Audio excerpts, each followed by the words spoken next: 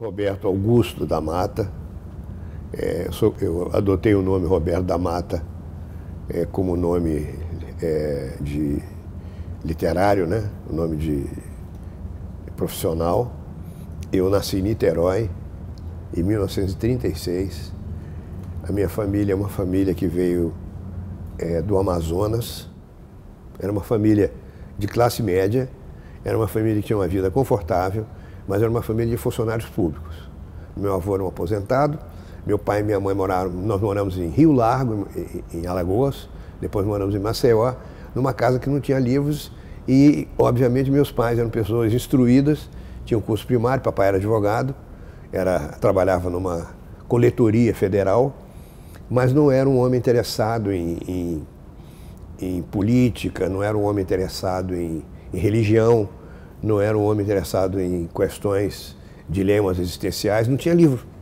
Então, os primeiros livros que entraram na minha casa, quem comprou fui eu. Eu, com 17, 16 anos, comprei. Quando eu fiz 18 anos, eu me lembro que uma coisa que eu pedi para meu pai, eu já estava mais ou menos na faculdade, fazendo curso de História, eu pedi ao meu pai a Enciclopédia Britânica. Tinha um amigo da família que me estimulou muito, e trabalhava na época na Embaixada Americana no Rio de Janeiro, hoje é consulado, né? A Embaixada está em Brasília. E Roberto Gonzaga, uma figura maravilhosa, que era escritor, e ele me dava um monte de livros, que eram livros que a Embaixada Americana ajudava a editar no Brasil, que é de autores americanos, e a maioria desses livros eram romances, e eram livros que tinham a ver com economia, que tinham a ver com política. Aí eu saí de lá feliz, né? Com pacote de livros, e comecei a fazer a minha biblioteca com esses livros. E livros que eu comprava. Então eu comprei Edgar Allan Poe e ele indicava para mim, olha, você tem que ler Edgar Allan Poe, né, um grande contista americano, porque eu queria escrever, então, e eu queria escrever contos. Nós éramos 5 irmãos, eu sou o mais velho. Papai todo ano fazia uma espécie de desobriga, né? Ele dizia, amanhã vocês todos vão ao dentista. E um dentista que me tratou de um dente meu, ou de 2 dentes, ele era um sujeito muito interessante. E como eu era um menino que tinha uns 14 para 15 anos, que gostava de ler, ele falou, você gosta de ler, Roberto? Por que você não lê os livros de Tarzan? Quando eu comecei a ler o Tarzan, eu fiquei interessado na questão da evolução humana, né? Porque Tarzan era criado por uma macaca que perdeu um filho, né? Então, os chimpanzés, os grandes macacos, que não tem na América, nas Américas, né? Só tem na África. Então eu fui atrás queria saber. Aí eu comecei a frequentar a biblioteca de Juiz de Fora. Aí peguei um livro do Darwin, obviamente li, não entendi muito, um livro em inglês, né? A evolução das espécies, imagina, não tinha nem formação biológica para isso. Mas comecei a encher o saco de professor de ciências naturais, perguntando sobre evolução, etc., num universo que era um universo extremamente católico e relativamente, digamos assim, defensivo, né, em relação a essas questões de evolução humana, né? Eu fazia perguntas que as pessoas, os meninos, não deveriam fazer, porque ninguém fazia. E aí eu achei um livro numa biblioteca lá em Juiz de Fora chamado Arquiteto de Ideias, que era biografias intelectuais dos grandes gênios da humanidade, organizado por um americano, era uma tradução. Então, tinha o Darwin, o Einstein, o Malthus, que foi o primeiro cara que fez uma teoria da civilização, com elementos importantes para o mundo de hoje, né, que a população ia crescer mais do que o planeta podia aguentar. Aí eu peguei esse livro e me lembro dessa conversa com meus amigos, né? Você está lendo esse livro, você não entende, você não deve procurar coisas que você não entende, os livros enlouquecem a gente. Mas em Juiz de Fora, eu e um amigo, um vizinho, nós resolvemos fazer uma biblioteca. Então, nós organizamos uma biblioteca. Ele pegou uns livros dele, eu peguei uns meus, nós botamos tudo na casa dele, catalogamos. E o livro que eu me lembro que a gente leu, assim, com muito entusiasmo, foi o livro do Daniel Defoe, Robinson Crusoe. Nós lemos juntos. Ele lia alto uma página, eu lia alto uma página. Então, eram livros assim, era gibi, Robinson Crusoe, etc. Depois eu fui para Niterói. Então, os livros sempre fizeram parte da minha vida, assim, nesse sentido de que, como eu era um menino solitário, que entrava nesses ambientes que eu não conhecia, né? Tinha os amigos e eu sempre lia. Eu sempre lia, as perguntas que eu não tinha coragem de fazer para os outros, eu fazia para os livros. Então eu me lembro, por exemplo, um livro que me perturbou e ao mesmo tempo me iluminou muito. Eu li 2 livros sobre Roma, um que era um livro chamado Quo Vadis, e li um outro livro também que pequenininho, chamava-se Ben-Hur. O meu escape era cinema, domingo eu assistia 2 filmes, e livros, né? Literatura nesse sentido, mas eu não tinha um mentor, né? Uma pessoa que em casa que falasse leia isso, leia aquilo e tal. Então, como eu disse para vocês, depois eu só fui frequentar biblioteca quando eu entrei na Faculdade Fluminense de Filosofia, não era a Universidade Federal Fluminense, que não tinha, né? Já com 17 anos, 18 anos, então com uma carreira, decidido a fazer uma carreira acadêmica, né? Fui fazer o curso de História, e aí eu lia muito. Eram quase todos os livros em espanhol, eram em francês, e alguns tinham traduções em português, mas não tinha o que vocês têm hoje, né? O jovem universitário tem uma coleção, né? Uma biblioteca, tudo traduzido. Os grandes livros são traduzidos, não tinha isso, né? E nesse momento eu me interessei por antropologia e comecei a frequentar, aí virei estagiário do Museu Nacional e aí eu entrei em contato com uma biblioteca maravilhosa, que era a Biblioteca do Museu Nacional. Aí eu chegava cedo no museu, eu e os meus colegas, 1 ou 2, a gente chegava cedo para ter acesso a essas revistas de antropologia, que vinham dos Estados Unidos ou da Inglaterra, e ser o primeiro que colocava o nome na revista para que a bibliotecária reservasse e nos emprestasse. A gente lia no museu, podia levar para casa por um dia e a gente devolvia no dia seguinte. Por quê? Não tinha como copiar os artigos. Não se reproduzia. A única reprodução possível, né, de um livro que não era seu, ou de um artigo de uma revista científica, era você anotar, fazer notas. Então eu aprendi a fazer ficha. Então eu digo isso para meus alunos, né?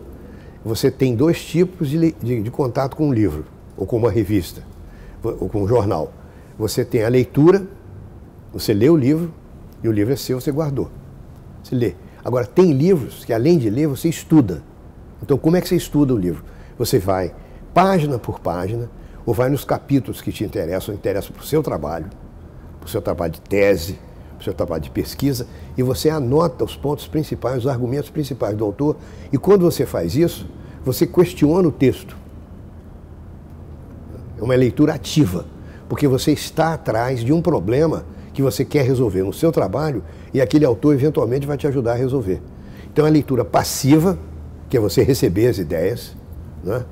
Em geral você dorme, se ficar só na passividade, dorme. E uma leitura ativa, em que você está dialogando com o autor. Então esse cara está dizendo isso, está dizendo aquilo, tal. Nesse momento que eu entro no museu, né, é um contato entre o meu professor, Roberto Cardoso, e um professor da Universidade de Harvard, que era o David Maybury Lewis, que tinha estudado os índios Xerente e os índios Chavantes na década de 50, quando os Chavantes ainda, né, os Chavantes eram considerados índios bravos, né, e tal. Ele estudou os Chavantes, aprendeu a falar a língua Chavante. Eu tinha estudado uma tribo que falava a mesma língua, era do mesmo tronco linguístico, os Apinagé e os Gaviões. Aí ele ficou interessado na minha pesquisa e me ofereceu uma bolsa. Ele tinha um projeto de fazer um estudo comparativo de todos esses grupos de língua G. São vários, né? Os Craó, Cricati, Canela, Apinagé, Gaviões, Caiapó, que falam língua G também, Chavante e Xerente, distribuídos numa imensa área nessa região do Brasil Central. E ele treinava os alunos lá em Harvard para virem estudar no Brasil. Aí eu fui para Harvard como estudante, estudante especial, né? Ganhei uma bolsa do projeto dele. E lá eu encontrei outra biblioteca e outra bibliotecária, né? Nós estamos falando de 1960 até 1970. O único lugar para ler determinadas revistas científicas na área de sociologia e de antropologia eram as grandes universidades europeias e americanas. Então, em Harvard, eu pude encontrar isso. Tinha que ir para lá. Eu fui para lá, entre outras coisas, para poder pegar esses artigos, que eu ficava até emocionado. Então, tem um livro do Henry Morgan, que é um antropólogo importante, que se chama Sistemas de Consanguinidade e Afinidade na Família Humana. Foi o cara que descobriu os estudos comparativos de família e parentesco. Esse livro, quando eu peguei na biblioteca do Peabody, né, que era um livro escrito em 1800 e pouco, na época do Engels, do Marx, o Marx também estava publicando, e o Engels, né? Quando eu peguei esse livro, eu fiquei comovido, cara. Eu fui para Notre Dame em 86 e 87. E lá encontrei um sistema de bibliotecas que era a mesma coisa. Veja como é que o negócio é organizado. A biblioteca estava computarizado, tudo digitalizado, então eu queria o livro tal, eu procurava, tinha na Biblioteca Central de Notre Dame. Aí eu fazia um pedido pelo computador, no dia seguinte, chegava com um carrinho, né, dentro do campus, e botava o livro na minha porta, encostado na minha porta. E eu tinha um determinado tempo para ficar com esse livro. Essas bibliotecas eram organizadas. E em Notre Dame eu encontrei isso. Mas já tem uma passagem aí, nos anos 60, que aparece, então, uma máquina importante, que é a máquina de fazer cópia. Xerox. Xerox, né? Aparece essa máquina de fazer cópia. Então, o que acontece? Em vez de bibliografar, os professores, né, você fazia um programa de curso, tinha 30 alunos, você dava para a secretária, o lerite bibliografava e entregava para os alunos aquilo, era muito bem feitinho, entregava, né, aquele programa para os alunos. Então, as bibliotecas começaram a mudar de configuração, que é o caso da minha. Em vez de você ter só livro, você tem livro e tem pastas com esses arquivos, com o nome das pessoas. Eu comecei a organizar, né, setores com pastas, com os nomes, ou por ordem alfabética. Como é que você faz? O meu professor, né, de Harvard, Beverly Lewis, falou, não, eu organizo por ordem alfabética, não organizo por assunto, porque aí a vendagem de livros também aumentou muito. A produção, os livros baratearam. Então você tem acesso a mais livros. Aí eu comecei a organizar, aprendi com ele, né? Por ordem alfabética, o último nome, né? É assim que eu organizo a biblioteca, e por assuntos, alguns assuntos. Tudo que tem a ver com o Brasil fica numa área separada e já fica mais perto. São os livros que eu estou sempre consultando, né? Então, Sérgio Buarque de Holanda, Caio Prado, Gilberto. Antes de escrever qualquer coisa, se eu estou querendo alguma coisa e tal, ou dá para algum aluno, eu vou lá e pego e vejo. E uns setores estão organizados assim, né? Mas o resto está organizado por ordem alfabética. Então, em Notre Dame, surge a segunda revolução quando eu fui para lá em 87. O computador pessoal, né? O PC, Personal Computer. Que você não precisa sair de Ribeirão Preto para ler uma revista francesa que foi publicada no século XIX, porque você tem um sistema que, se você for pesquisador do CNPq, eu for ligado à universidade aqui, você tem um sistema Cielo e outros, né? Que você entra, você vai na coleção, você pega a revista que você quer, imprime o artigo original na tua casa. A única coisa que você não tem, e que é fundamental, é o professor, que vai te dizer que aquilo ali é bom e aquele ali não é tão bom, né, que vai te ensinar o caminho das pedras. Aí vem a revolução digital, a revolução global. Quer dizer, eu nem precisava mais ir à biblioteca e os livros, comprava livro como eu compro até hoje, né, eu compro livro, eu não compro mais livro em livraria. Eu raramente vou à livraria porque um dos problemas de ir à livraria é que você sempre compra o livro que você não estava querendo comprar, né? Então hoje que eu escrevo, toda semana, né, eu tenho que produzir uma crônica para jornal que tem que ser diferente da outra, a internet e a biblioteca e os livros passaram a ser ainda mais importantes na minha vida, porque aí eu descobri uma trivialidade, mas as trivialidades são as descobertas mais importantes, né? Se você não lê, você não escreve, meu amigo, que está me vendo. Se você não lê, se você for músico e não ouvir música, você não compõe música. Se você não tiver a experiência do amor, você não ama. Porque o que é humano é assim, é um rio um afluente vai alimentando o outro, até formar um rio caudaloso, ou então ele seca. Então eu vivo lendo sistematicamente, como sou um sujeito que uso a tecnologia, coloco a tecnologia a serviço da minha intelectualidade, dos meus projetos intelectuais. Lá em Notre Dame, eu tinha uma verba da minha cátedra que eu podia usar como eu quisesse. Não tinha que prestar contas, viu? Não tinha que prestar contas. Não tinha auditoria. Não existia isso. Eles me deram dinheiro porque eu merecia o dinheiro. Então o que eu fazia? Eu pegava uma parte dessa verba, foi logo que começou a aparecer os scannings. Então tinha um departamento na universidade, ainda primitivo, uma máquina de scanning primitiva, eu levei alguns livros para serem escaneados. Então eu levei, por exemplo, Raízes do Brasil. Eu tenho o Sérgio escaneado. Por que eu tenho o Sérgio escaneado? Porque eu faço o índice que eu quero. Quando eu estou procurando um assunto que eu acho que eu li no Sérgio Buarque de Holanda, né, eu vou no texto do Sérgio Buarque de Holanda e ponho lá, find, eu encontro a palavra que eu quero. Essa portabilidade, né, essa mobilidade do conhecimento é absolutamente revolucionária. Se você souber usar isso, né, é impressionante. É possível que o efeito seja o contrário, né? Em 1960, quanto menos livro tinha, mais a gente criava. Hoje a gente está sufocado porque tem informação demais, tem acesso demais. É possível. E é possível que chegue um momento em que haja um equilíbrio. Mas o fato é que hoje, né, você tem bibliotecas virtuais. Então, na minha vida, né, se perguntar para mim, a grande revolução tem dois níveis. No nível da escrita, você poder escrever, brincar de escrever, você pode escrever uma frase, começar uma crônica 40 vezes sem nenhum problema, porque antigamente na máquina você tirava papel, ficava irritado, jogava o papel fora. Quando você olhava, você estava com uma lata de lixo de papel e a coisa não saía, você ficava, né? Errou na página 3, você tinha que fazer tudo de novo, aí errava. Então isso o computador eliminou o problema da ortografia. O computador eliminou o problema da informação imediata, consulta ao dicionário. Eu tenho 2 dicionários no meu computador, aqui e no Rio, em Niterói, na minha casa. Então eu tenho o AIS e tenho o Aurélio. Então eu sou muito cuidadoso no repetir uma palavra. Eu não quero repetir.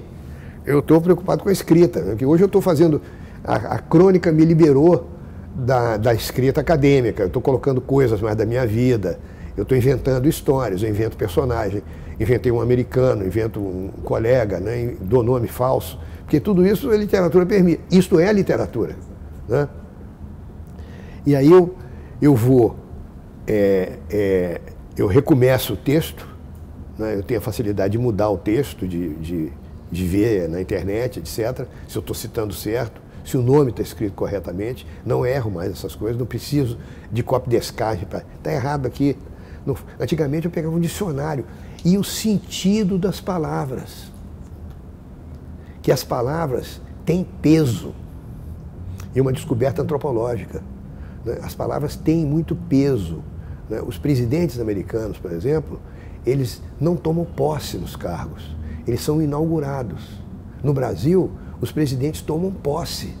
Então essa é a diferença entre um cara que está inaugurando uma presidência e um outro que está tomando posse de um papel de presidente, dizem muitas coisas sobre, não é, a conduta dessas pessoas no papel. Porque você virou dono da presidência, agora somos nós que mandamos, né? Nos Estados Unidos você inaugurou, você manda, claro, mas não manda em tudo, né? Então tem esse tipo de coisa. Você olhar o significado de uma palavra que você está usando, será que eu estou usando essa palavra certa? Qual é a origem dessa palavra? Eu faço isso sistematicamente quando estou escrevendo. Isso é uma coisa importante para o pesquisador, para o jovem, né, para o leitor, para o colega. Né? Quer dizer, cada um de nós tem um sistema. Antigamente era ficha, escrita à mão, né? Hoje, você às vezes se confundia, escreveu depressa demais. Hoje você tem sistemas que te permitem fazer cópia, tirar um texto de um lugar, passar para outro, etc. Essa é a grande revolução em termos de escrita, né? Esse artesanato que vem através de uma máquina que não é artesanal. Mas o artesanato continua, porque o artesanato é humano. Eu acho que o mundo é uma tarefa nossa. O mundo foi construído por nós, humanos imortais, e a nossa obrigação é reconstruir esse mundo permanentemente. Então eu acho que as bibliotecas digitais vão aumentar, o nosso poder de consulta vai aumentar. Então eu vou ter, por exemplo, a possibilidade de consultar um texto do Confúcio em chinês, no chinês antigo, né, com a tradução interlinear, em inglês ou em francês, ou talvez até em português. Então você vai ter um acesso imenso e, ao mesmo tempo, você vai ter restrições a esse acesso, porque você é uma pessoa limitada. Não pode confundir o infinito do acesso e dizer que você é infinito. É um erro grosseiro. Nós somos finitos, nós lemos um livro de cada vez, nós só escrevemos uma coisa de cada vez, a gente só pode estar em um lugar de cada vez. Eu não estou em 2 lugares, eu estou aqui. Digitalização, sim. Revolução, talvez. Vai criar gênios? Acho que não. Porque gênio é um negócio que ninguém sabe, né? É uma combinação. Se a gente tivesse a fórmula, todos nós seríamos gênios. Então é por aí.